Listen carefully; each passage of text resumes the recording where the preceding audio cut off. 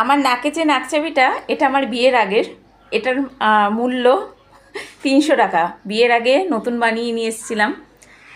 আর এই আমার হাতে যে নাকচাবিটা, এটা একই মোটামুটি সাইজ, নাকে পড়লে হয়তো একই লাগবে। এটার দাম 4600 টাকা। এটা বিবাহবার্ষিক উপলক্ষে রামনবমীর দিনে একটু আগে গিয়ে কিনে নিয়ে এসেছিলাম।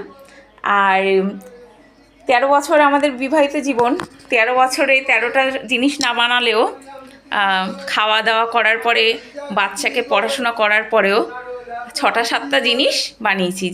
হয়তো 20-25 হাজার টাকা আমাদের একটা বাজেট থাকে, যে 20-25 হাজার টাকার মধ্যে একটা জিনিস বানাবো। তা যেই বছর 50 হাজার টাকার জিনিসও কোনো কোনো বছর হয়তো নিয়েছি, 40 হাজার টাকার জিনিসও নিয়েছি। তখন তো দামটা একটু কম ছিল। তা যখন নিয়েছি তখন দেখা যেত যে তার পরের বছর আমরা কিছু নিতে পারতাম না।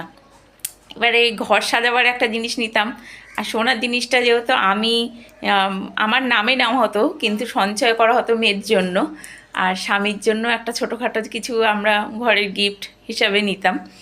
আর এবারে আমি একটা কিন্তু সুন্দর জিনিস নিয়েছি। আর এই নাকচাবিটা কিনতে গিয়ে আমার হৃৎপিণ্ডটা ধকধক করছিল। 4600 টাকা।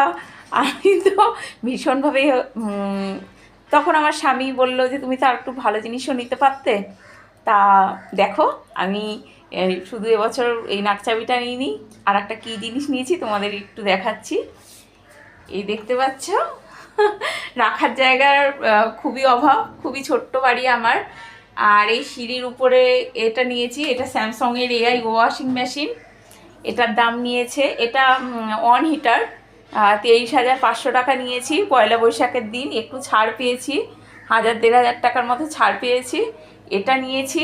তোমরা কিন্তু সবাই জানাবে যে আমি কি একটু আরও ভালো সোনার জিনিস নিতে পারতাম, নিলে ভালো হতো না। এটাই ঠিক আছে। তার মধ্যে তো মোদিজি বলেছে 1 বছর কোনো সোনার জিনিস কিনতে না।